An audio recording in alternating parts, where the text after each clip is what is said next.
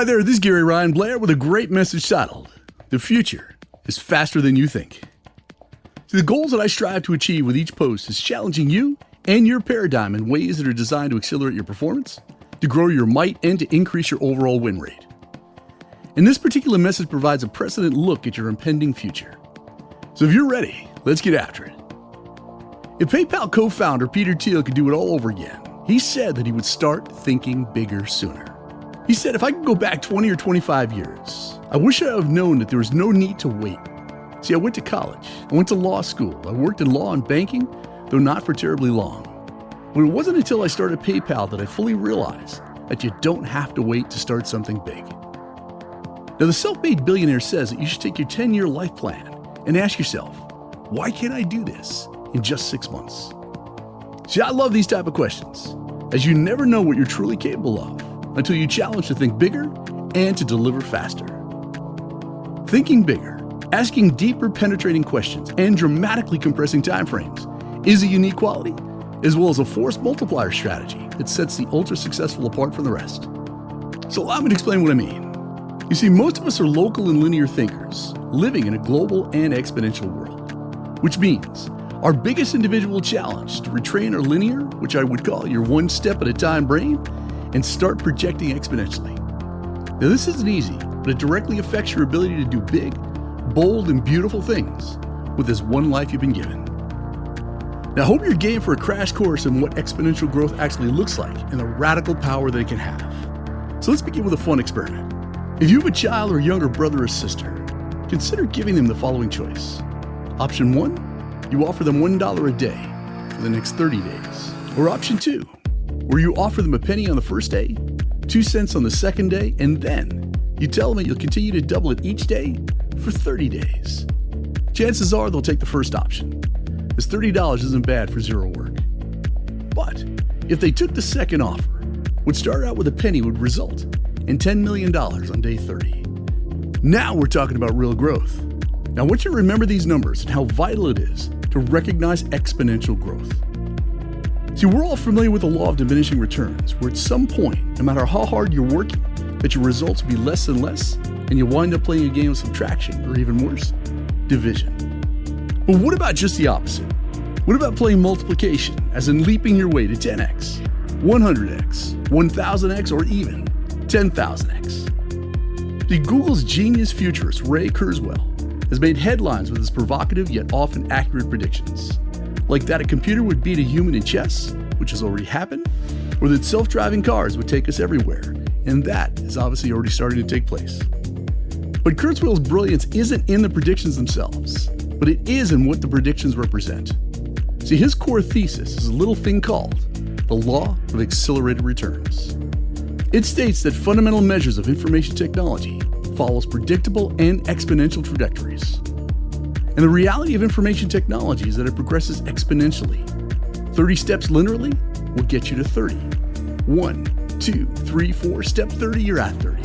But with exponential growth, it's 1, it's 2, it's 4, it's 8, step 30, you're at 1 billion.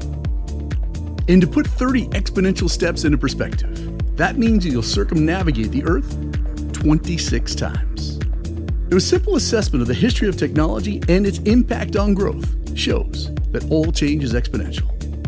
What this means is that we won't experience 100 years of progress in the 21st century.